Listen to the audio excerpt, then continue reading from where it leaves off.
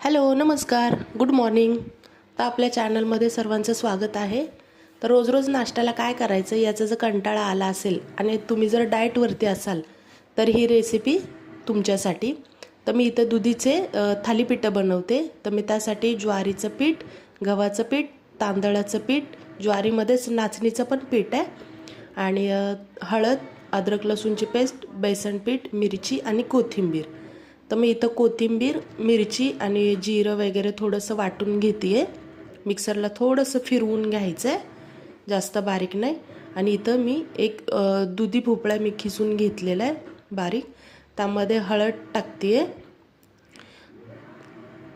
त्यामध्ये थोडंसं मीठ पण टाकायचं आहे, अद्रक लसूणची पेस्ट टाकायचे, थोडंसं आपलं लाल तिखट पण टाकायचं आहे। हे गव्हाचं पीठ, ज्वारीचं पीठ आणि 1 कप बेसन पीठ टाकलेलं आहे आणि 1 वाटी तांदळाचं पीठ टाकलेलं आहे। तर हे सगळं व्यवस्थित मिक्स करून घ्यायचं आहे। थोडंसं लाल तिखट टाकायचं, आपण ऑलरेडी मिरची पावडर पण मिरची पण टाकलेली आहे, तर त्यासाठी ते असं थोडंसं सैलसर मळून घ्यायचं आहे। तर त्यासोबत दही किंवा मग अशी काकडीची चटणी तुम्ही खाऊ शकता। तर इथे बघा 1 वाटी दह्यामध्ये मी 1 काकडी बारीक किसून घेतलेली आहे, त्यामध्ये मीठ आणि आपण जे हिरवं वाटण केलेलं असतं ते थोडंसं वाटण त्यामध्ये टाकायचे आणि ही आपली चटणी तयार आहे काकडीची थालीपीठासोबत खाण्यासाठी। तर इथे बघा एक छोटासा गोळा घ्यायचा आहे आणि तो असा एखाद्या कॉटनच्या कपड्यावरती असा थापून घ्यायचा आहे, व्यवस्थित सगळीकडून थापून घ्यायचा आहे। थोडासा पातळ केला तरी चालतो।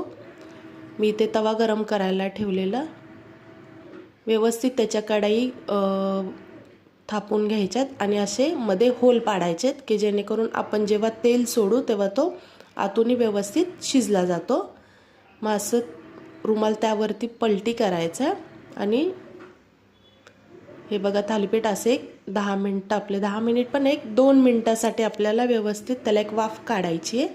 एक वाफ निघाली की असं ते तूप किंवा मग तेल सोडू शकता, बटर लावलं तरीही चालतं।